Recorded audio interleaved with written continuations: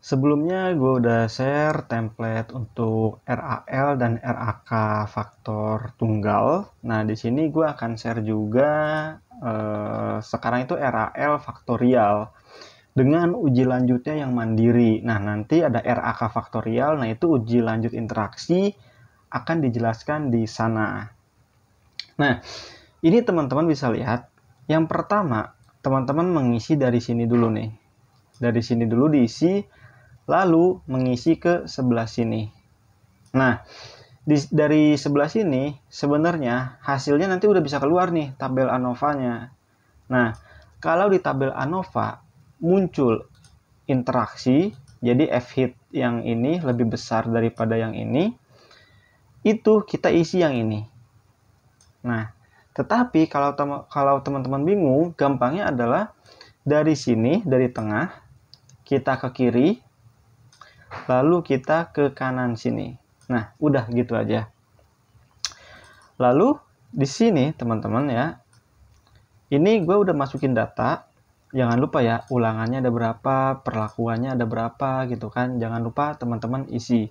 Nah, kalau perlakuan di sini kan udah otomatis dari mana, yaitu jumlah taraf faktor A atau faktor pertama itu ada berapa, dan jumlah taraf faktor B atau faktor kedua itu ada berapa.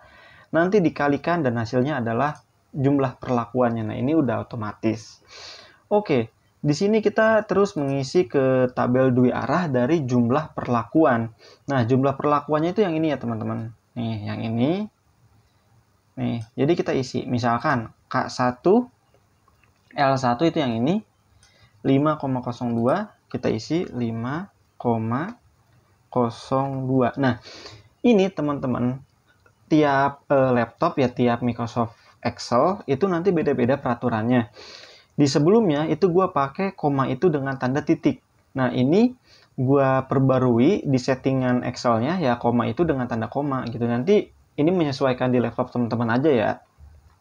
Lalu selanjutnya ada K2 L2 9,30, lalu 4,78. Nah, kita pindah ke ini harusnya ke samping. Mohon maaf teman-teman. K1 L2 itu 9,30. Nah, 4,78. Oke, bawahnya 4,45, 9,89, 8,99. Nah, bawahnya 5,85, 10,13, 8,39. Jadi nanti teman-teman lihat aja namanya, misalkan yang ini berarti kan K3 L3. K3 L3 nih yang ini tuh 8,39. Nah, dari sini kita ke kanan dulu aja biar sekalian. K1, nah ya, yang tabel dua arah dari rata-rata itu yang ini ya. Ini gua kasih untuk Nah, ini gua kasih untuk memudahkan kita aja. Jadi waktu teman-teman ngisi tabel ini, yang ini ngisi datanya aja, data ininya teman-teman isi, sama yang ini jangan lupa diisi nih perlakuannya. Ini gue kasih tanda dulu aja ya. Nah, perlakuan ini diisi sama teman-teman nih, biar nanti si template ini gampang nyocokinnya. Nah, waktu di sini juga ini perlakuan ini ya diisi sama teman-teman sendiri nih, si kode perlakuannya.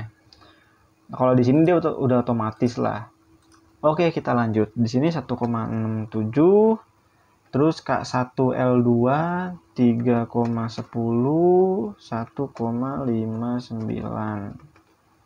K2 L1 1,48, 3,3 dan 3. Oke, K3-nya 1,95, 3,38 dan 2,8. Nah, begini caranya. Setelah ini sebenarnya udah langsung keluar nih teman-teman. Tabel ANOVA-nya ini udah langsung keluar, dan kakaknya juga di sini sudah ada, sudah langsung ketahuan. Nah, Ini kita bisa lihat ya, bahwasannya faktor pertama tidak terjadi interaksi, karena F-hit-nya itu lebih kecil daripada F-tap. Faktor kedua ini memberikan interaksi, karena F-hit-nya lebih besar daripada F-tap. Nah, faktor interaksinya itu tidak terjadi interaksi antara faktor pertama dan faktor kedua. Nah, jadi teman-teman di sini teman-teman cukup melakukan uji lanjut secara mandiri. Nah, jadi simpelnya gini, kalau di sini tidak terjadi interaksi semua, ya udah teman-teman gak usah uji lanjut, hasilnya cukup segini gitu, udah selesai lah. Jadi nanti di hasil ini ya, nah teman-teman dari atas ini sampai nanti ke tabel ANOVA ini dan kesimpulannya udah sampai situ aja.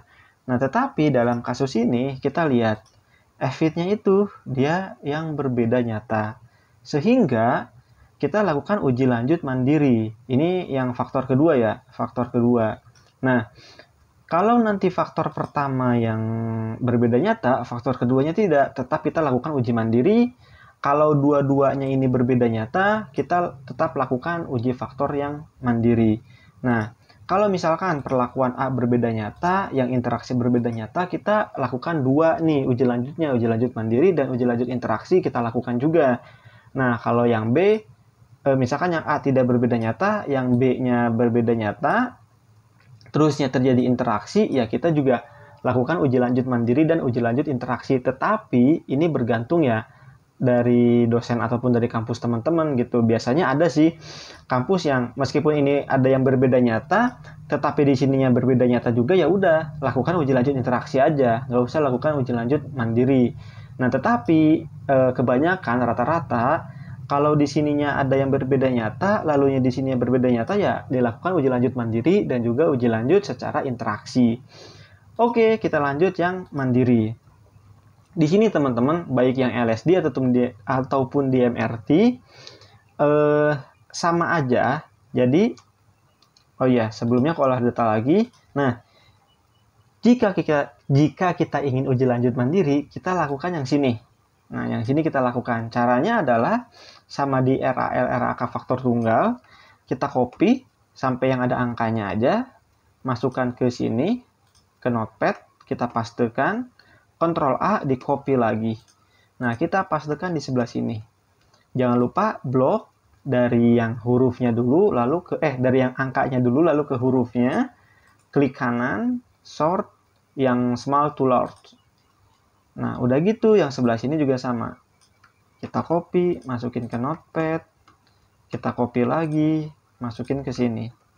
Tidak lupa juga kita urutkan dari yang terkecil ke terbesar pakai fitur dari Excel, karena kalau kita ngurutin sendiri kan pusing ya. Kita pakai fitur dari Excel saja. Nah, udah ke sini barulah kita masuk ke yang LSD dan DMRT mandiri. Nah, di sini teman-teman ini udah ada perhitungannya udah masuk. Baik yang LSD. Nah, ini yang LSD ya, yang mandiri. Yang DMRT-nya ada di sebelah kanan. Nah, di sini kita tinggal langsung menentukan notasi garisnya saja. Nah, untuk menentukan notasi garis, gue akan gunakan video penjelasan di video sebelumnya supaya teman-teman bisa mengerti lebih jelas lagi. Karena kalau di sini dia cuma 3 doang, pendek gitu kan. Nah, supaya jelas nanti akan gue tampilkan videonya. Cara membuat notasi garis simpelnya adalah, pertama kita di perlakuan I dulu nih. Jadi kita di sini ya. Nah, I ke I itu kan di sini, berarti nih ya di sini itu nggak ada tanda. Nah, berarti kita kasih garis 1. Nah, sekarang dari I ke G. Nah, di sini itu ada tanda. Berarti kita nggak harus bukan nggak harus sih. Berarti kita udah stop ngegarisin di sini. Nih, ngegarisin di sini, kita nggak harus ke sini. Tapi kita pindah ke atasnya. Nah, kita pindah. Nah, jadi nanti ini kan cuma ada 1. teman-teman bakal menemukan contoh kasus misalkan yang ini tandanya berjejeran kayak gini nih, ada 2 nih. Nah, nanti ada kasusnya yang seperti itu dan ada contohnya juga akan kita contohin. Untuk sekarang, ikuti dulu aja yang ini. Jadi, kok hilang sih? Nah, ini gue sorry agak lama karena ya gue pakai mousepad, tidak pakai mouse, jadi agak kagok gitu ya. Nah, di sini, ini kan nggak ada tanda nih semuanya. Tapi untuk telitinya, cara kerjaannya adalah dari G ke G itu nggak ada tanda. Nih di sini ya, itu nggak ada tanda. Berarti kita garisin 1. Nah, dari G ke A ini kan A ya, berarti di sini G ke A itu yang ini berarti ya, nih itu nggak ada tanda juga. Berarti G ke A kita kasih garis 1. Nah, begitu seterusnya. Berarti sekarang dari G ke B, nih berarti B yang di sini. Sekarang itu yang ini, itu nggak ada tanda. Berarti di B yang ini kita kasih garis 1. Nah, karena ini udah nggak ada tanda semuanya, berarti ya dari sini sampai sini kita kasih garis. Lalu tidak lupa kita kasih huruf biar gampang. Hurufnya huruf kecil ya. Nah, ini gimana nih tadi kasusnya kan? Ada dempet-dempet gini gitu, itu gimana? Oke. Sekarang kita mulai dari yang perlakuan H dulu nih. Perlakuan H. Dari H ke H di sini. Lihat, nggak ada tanda kan? Berarti kita kasih garis 1. Kasih garis. Sekarang dari H ke I. Nah, berarti I yang ini geser ke sini. Tuh, sebelah sininya atasnya nggak ada tanda juga. Kita kasih garis. Nah, itu cara telitinya. Jadi teman-teman dicek satu-satu. Cara simpelnya seperti apa? Cara simpelnya gini aja. Ini cara cepatnya ya. Tetapi nanti teman-teman bisa aja keliru. Jadi ya saran gue, teman-teman cobain dulu yang satu-satu itu. Nanti baru ke cara yang cepat ini. Cara cepatnya, kita lihat tandanya ini ada di mana. Nah, ada di C. Berarti dari H ke C. Nah, dari H ke C, kelebihan nih ke bawahnya. Aduh, susah banget kalau nggak pakai mouse. Nah, itu teman-teman geser 1 ke kanan. Jadi kayak gini, set. Nah, berarti dari sini ke sini dikasih garis. Intinya adalah tandanya di mana, berarti adanya di C, kurangi 1 ke J. Berarti dari H sampai J kita kasih garis seperti ini. Nah, untuk yang sebelumnya itu kan kita pindah ke sini, ke I. Aduh, bentar. Nah, kita pindah ke I kan, karena di sini tandanya cuma 1. Nah, kalau di sini ada 3 ini, itu berarti 3 perlakuan ini tuh H, I, dan G, dia tidak berbeda nyata gitu kan, dia tuh sama gitu. Nah, makanya sekarang cara gampangnya adalah ini ada di mana nih? H, I, dan G sama. Berarti setelah G itu berbeda, yaitu D. Nah, makanya kita akan lanjut membuat notasi garisnya itu di sini, di perlakuan D ini. Nah, sama seperti tadi, sekarang D, nih D, dia ada tanda ini di B. B ini kan nih, B nih B. Berarti kita kurangi 1, yaitu C. Sehingga dari D ke C itu kita kasih garis. Nah, begini nih, kita kasih garis di bawah. Laptopnya lemot, tunggu sebentar. Nah, beres nih, ya kan? Sekarang di sini pindahnya gimana? Di sini karena ada 2, D dan J, berarti setelahnya, nah ini kan nggak ada, yaitu di perlakuan C. Nih, oleh karena itu berarti kita pindahnya ke sini, udah ke C ini nih. Nah, sekarang dari C ada tanda, itu kan di A. Nah, Berarti dari A ini kurangi 1, yaitu E. Sehingga dari C ke E itu ada garis. Nah, kita bikin garis di sini. Nah, di sini pokoknya berarti ya inilah 4 ini dia kan tidak berbeda nyata. Setelahnya yang A itu dia tidak ada tanda. Sehingga kita kasih garis lagi di sini. Karena yang A dia itu berbeda, nggak sama dengan yang sebelumnya. Setelah dikasih notasi garis, kita kasih hurufnya. A, aduh lemot, B, C, dan D. Nah, begitu cara menentukan notasi garis. Nah, oke teman-teman, itu tadi cara menentukan notasi garisnya. Khusus yang faktorial, notasi hurufnya itu, jadi ketika teman-teman udah ngasih notasi garis seperti ini, kita lihat nih, K1 dia masuknya ke A, K2A, dan K3-nya A. Berhubung di sini A semua. Yang di DMRT pun sama. Nah, A semua nih. Lalu masuk ke yang selanjutnya. Di sini L1, kita lihat L1 itu C, kita tulis C. L2, nah di sini L2 itu A, kita tulis A. L3 itu B, kita tulis B. Nah, di sini pun sama, tuh urutannya seperti ini. Nah, nanti untuk hasilnya ini udah otomatis nih. Ini udah otomatis seperti ini. Kakaknya juga udah ada di sini. Jadi nanti teman-teman ketika di lampirannya jangan lupa yang ini si tabel notasi garisnya ini teman-teman copy.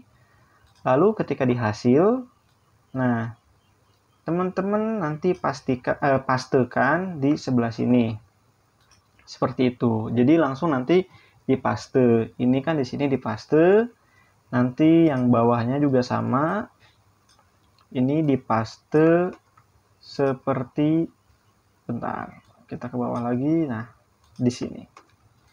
Jadi nanti ketika teman-teman untuk menyalin ke Word itu akan lebih gampang. Nah, itu untuk yang uji lanjut mandiri, LSD maupun DMRT. Sekali lagi, bagaimana penentuan LSD atau DMRT itu ya balik lagi ke teman-teman aja. Teman-teman mau pakai yang LSD silahkan, mau pakai yang DMRT pun silahkan. Untuk yang interaksinya nanti akan kita bahas di template yang RAK. Mungkin sekian video yang bisa disampaikan pada kesempatan kali ini. Kalau teman-teman ada yang ingin ditanyakan, silakan ditanyakan. Kalau ada yang ingin menggunakan jasa olah data karena teman-teman sibuk atau apapun itu, ya silakan ditanyakan juga. Nanti bisa DM Instagram gua. Ada Instagramnya di kolom deskripsi, dia ada di deskripsi nanti. Ini juga sama, akan disediakan di deskripsi untuk template-nya ini. Jadi teman-teman jangan lupa cek di deskripsi, jangan tanya lagi downloadnya di mana, karena ada di deskripsi video ini teman-teman. Sekian, jangan lupa dukung channel ini. Sampai jumpa di lain waktu. Assalamualaikum warahmatullahi wabarakatuh.